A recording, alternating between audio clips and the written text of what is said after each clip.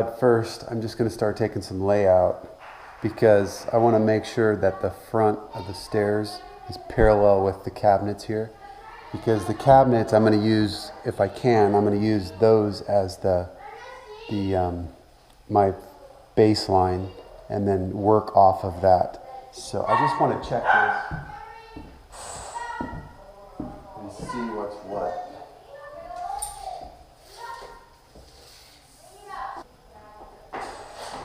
.104 3/8. So that's parallel, at least from that point. So that's good. Handy fraction calculator. 104 3/8.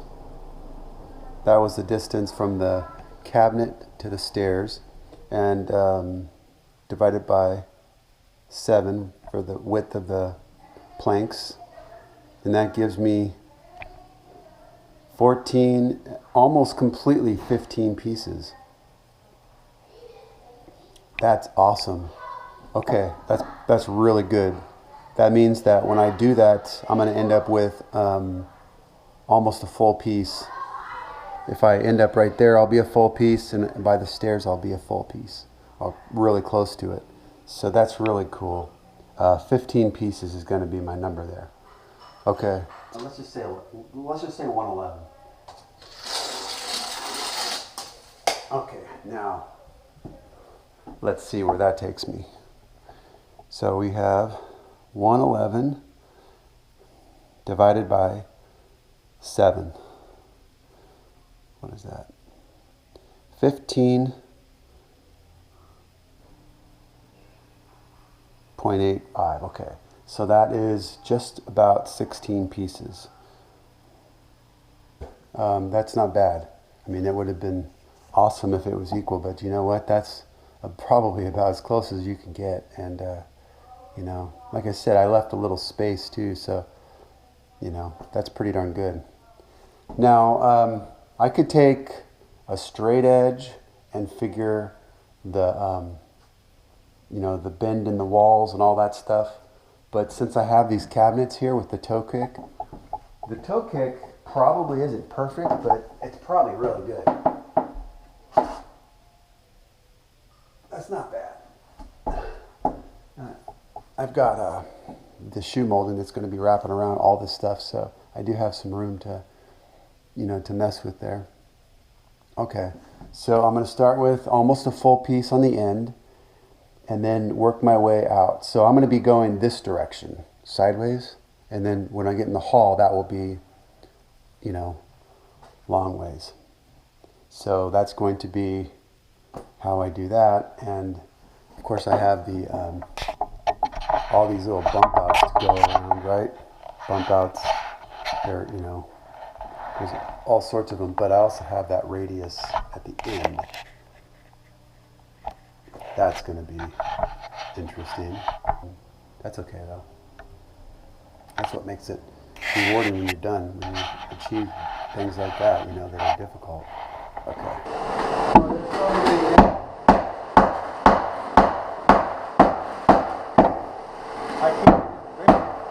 I can't even move the vacuum because there's so many nails.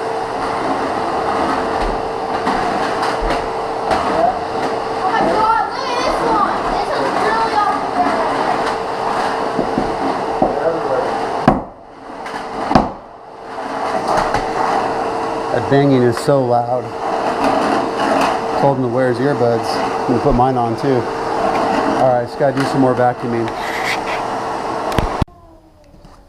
Alright, let's walk on and see if there's any squeaks.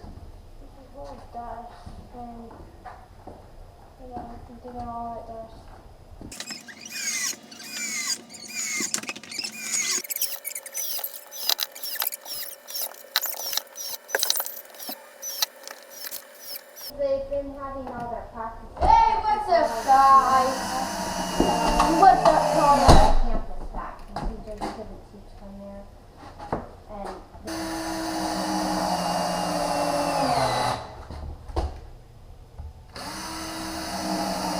maybe we can overkill, Dave. Yeah.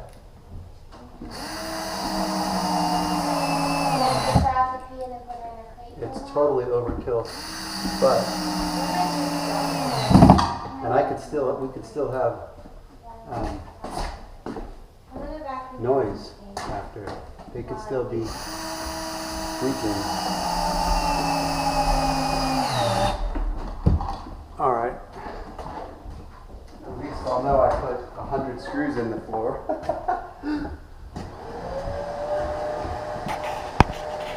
All right. Time for a break. And then it's time to do a final walkthrough to make sure that everything is off the floor. We'll have to vacuum it again. And because, once you put stuff down on the floor, if there's a little staple or whatever, you actually can see it in the floor. So it'll lift up and you'll have a little bit of a bump. So, like that. All right. And I'm just going to go through here and cut these out because you need to cut them out so that the floor goes right underneath the casing. And put it right next to it and make a nice cut. And make sure that you put downward pressure on the blade to make sure that it doesn't go up.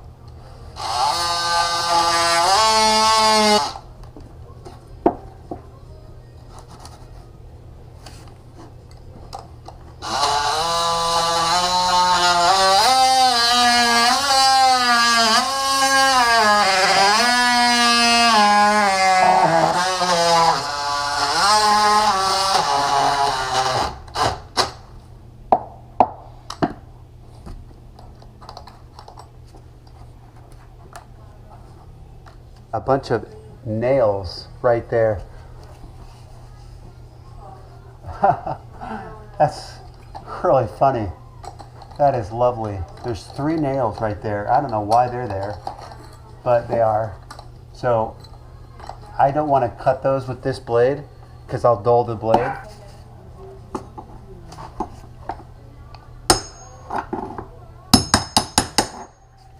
All right, that's probably as good as I'm going to get. And then of course you got to vacuum that out. Get rid of all the fuzz.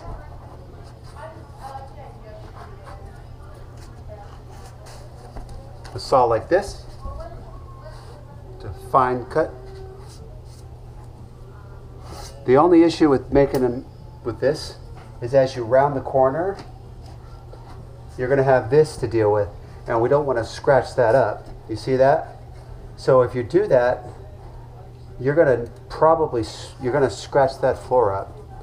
We don't want to do that. So if you do this though, it's the same method. And put the blade down.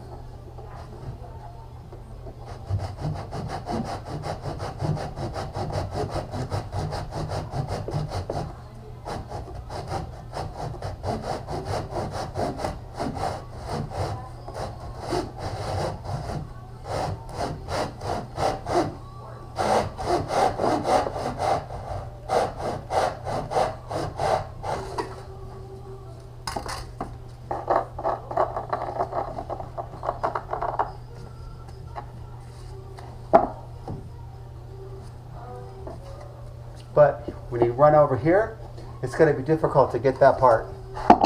I'm not going to use this because I'll scratch this floor up. So instead I'm going to use this one.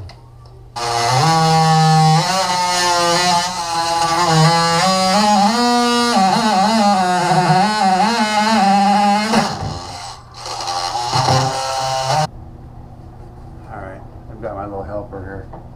She's in the middle of all of it. Okay. This is the first piece, and I'm going to make it just because I want to try to do this in one piece. And out of the 4-foot length, I need to make a cut. So I need to measure the length. So I'm going to start from the baseboard on that side, and I'm going to measure over to my stopping point, which is this line. You want the flooring to face this direction, and we want it to be like this, where the big tongue part is going towards me. And then what's going to happen is as we move forward, I'll be putting it down and pushing it down in. So this will become, this part is the top part going on top of that tongue, and so it seats in nicely. Set this guy off because we're going to be putting a trim piece here. It doesn't matter what's what, we're going to be putting shoe molding there, so totally doesn't matter. 39 1/4. All right.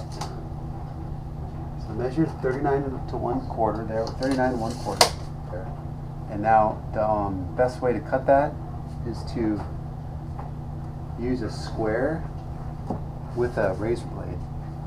It's pretty straightforward. So you could just use like one of these, you know.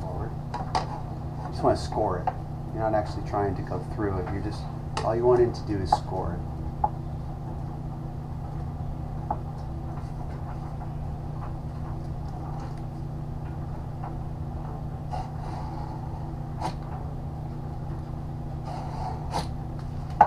So that's seriously all that you need to do. And now to split that, just flip it over, and right about where that joint is, where the cut is, just do that, and look, clean cut. And now these companies want you to buy a whole bunch of stuff in order to, you know, in order for them to make money, but you don't need it. Okay, so now, because I can't go, I'm not able to get all the way up there, I'm going to have to cut some of this material out. All right. And also I want to make sure that I'm square, kind of square to this guy here.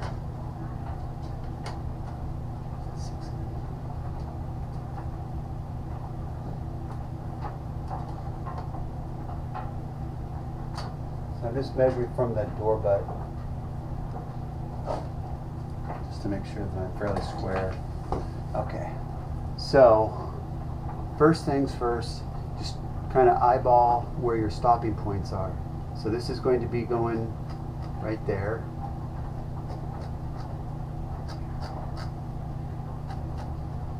Okay, now I'm going to do that same thing over here. Just going to put a square up just so I can kind of visualize that.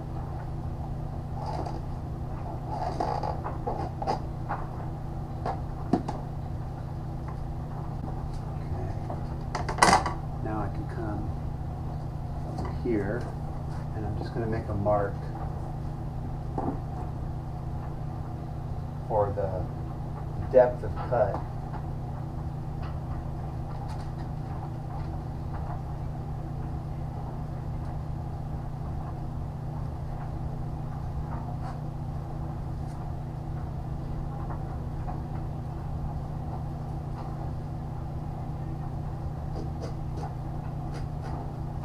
Be my stopping point for that.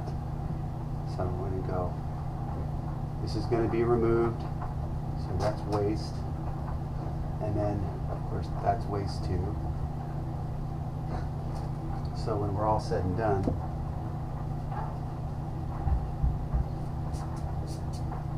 it's going to be like that.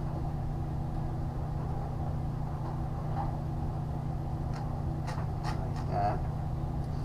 Now for the final. So let's try this. Okay, that's going to be the first cut. This one on the other side is going to be the same thing. We're just going to be taking out that part. It's probably best to do this with a jigsaw. It's really messy, so I'll probably have a vacuum. Nice thing about this is that I can, although I don't have dust collection, I'm just going to be in this little area, and I'm going to do this with my jigsaw and try to be as clean as possible. All right.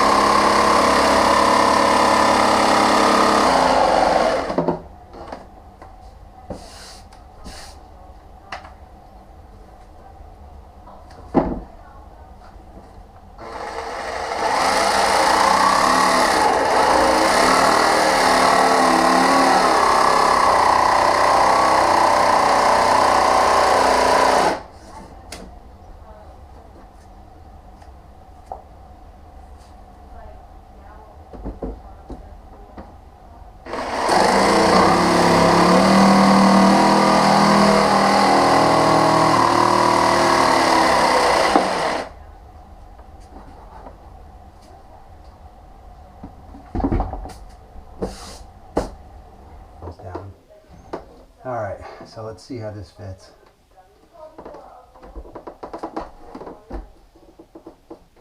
Now there's not a lot of room underneath these cuts. The casings are pretty tight, so once I get it in there, there's not a lot of room to move it, for sure. I wish there was, but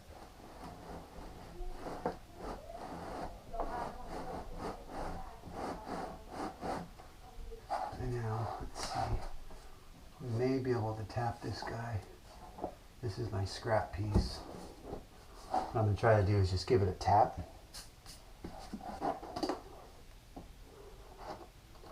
Putting this pencil line back there, since I don't have anything to stop it from moving, I'm just going to put a pencil line there just to make sure it stays where it needs to be.